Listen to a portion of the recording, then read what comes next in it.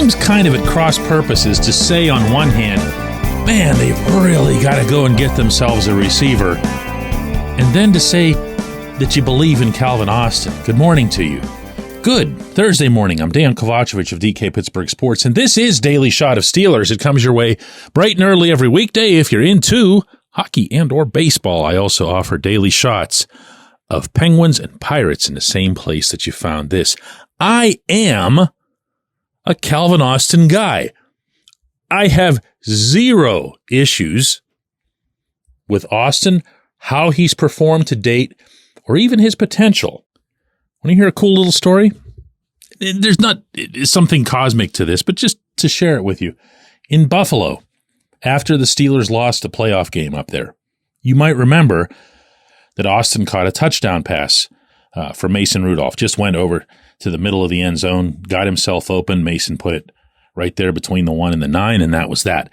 Nothing super fancy, nothing explosive, nothing involving his world-class speed or any of that. Just a basic wide receiver route that turned into a touchdown. And yes, as I confirmed with Austin that night, he was the primary target on that sequence. It was supposed to be him getting the touchdown. It wasn't like a look off or a second or third read.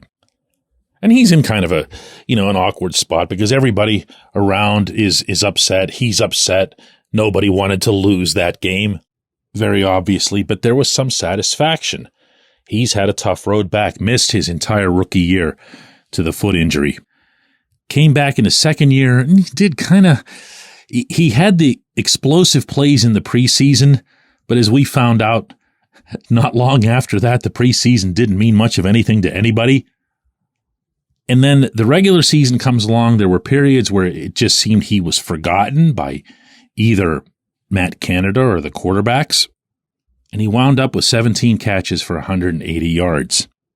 He also wasn't particularly effective on any of those Matt Canada jet sweeps, not that anybody ever is.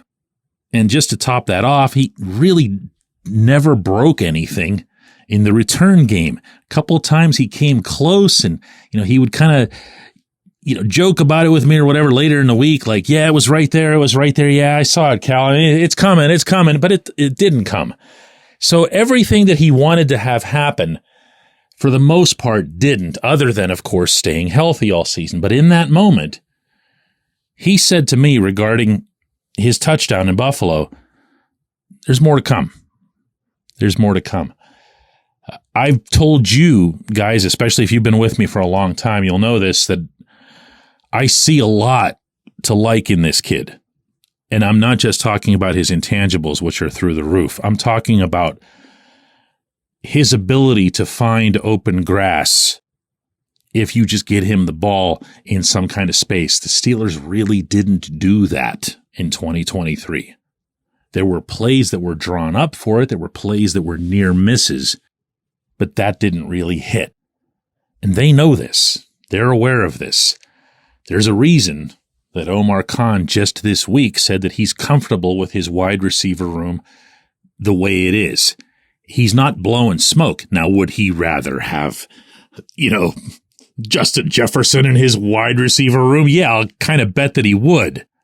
But saying that you're comfortable with the people that you have after you've added Roman Wilson, you already had George Pickens, you got some depth options in Quez Watkins, Van Jefferson, and then you've also got the not at all insignificant factor that Arthur Smith, as the new coordinator with the new playbook, isn't exactly the guy that's going to load up with 4 and 5 wides out there. Not that this is his default mode, but he's operated at times with 1. But even beyond that, Austin can be a part of this offense.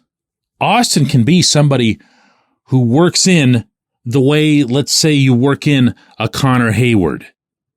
If he's not a starter, and I'd have to presume that he won't be, you might be able to see something that the other team is doing because they start becoming a little bit too big on defense.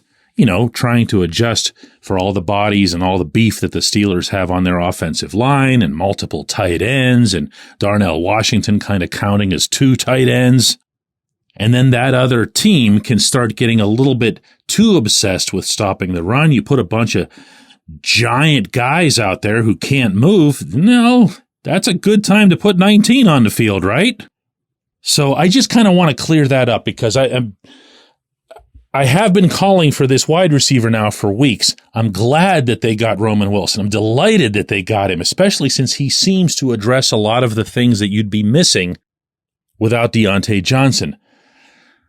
But see, here's the decision that ultimately Omar has to make more than anybody else, more than Mike Tomlin, more than anybody. And that's, I have this capital. I have this $20 million here. I could have more with other restructurings, with extending Cam Hayward, blah, blah, blah. Do I want to take that money and put it into this team? Do I want to take that and try to bolster what's here right now? And if I do, at which position would it be the most effective? Would it offer the biggest potential jump in collective performance? That's wide receiver. I don't need to have that discussion with anybody, and neither would you. That's wide receiver. And if you can add to that and it bumps, Calvin Austin or one of the other guys down the depth chart, great. But that's not a slight on Austin. It just isn't. When we come back, J1Q. This segment of Daily Shot is brought to you by our good friends at Mike's Beer Bar. They're located on Federal Street, directly across from PNC Park. Mike has more than 500 beers on tap, including from more than 50 local breweries. Stop in and say hello. Tell Mike we sent you. Mike's Beer Bar.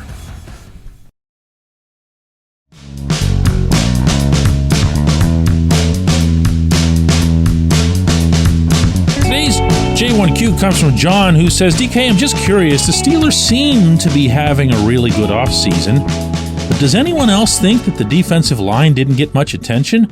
Cam Hayward getting older. I'm just curious when we start seeing a defensive line rebuild. I like Keanu Benton, but I didn't see much get added in this draft. What you saw, John, get added was Logan Lee, the first of 2 6th-round picks. He's out of Iowa. He comes with some positive credentials, at least as far as the Steelers are concerned, because he has some of that attitude and some of those intangibles that they've long valued in that particular room. To be more specific, he's seen as a defensive end. He's seen as someone who'll be able to support and or rotate with both Cam and Larry Ogunjobi. So if that makes him sound like the latest DeMarvin Leal, Isaiah Loudermilk, and other guys that they've taken in those rounds, then I would absolutely agree with you that they didn't do much. And from there, all I can say, and this was something that we were talking about here on this program before the draft, my belief is that there was at least a chance that they would have seen this as a year in which they could have begun reloading that D-line, regardless of the current statuses of Cam or Larry.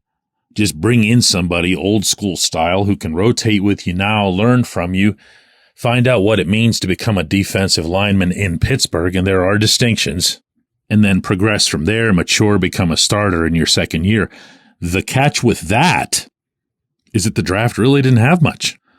That was the feeling beforehand, and that was the result afterward. Go look at the selections, especially up high. Heck, they didn't even have a defensive player in the first half of the first round. Even the corners, who were seen as the cream of the defensive crop, had to wait into the 20s to start coming off the board. So you weren't going to have some magical Cam type of player show up for you in the first round the way Cam himself did as a late first rounder out of Ohio State. My gut says that they're going to have to do this next year, but then my gut won't mean a thing if it's the same kind of class in 2025. So, yes, you're right, but yes, also the Steelers did get a player in the draft in Lee, and they sound as if they have some high hopes for him. I appreciate the question. I appreciate everybody listening to Daily Shot of Steelers. We're going to do another one of these tomorrow.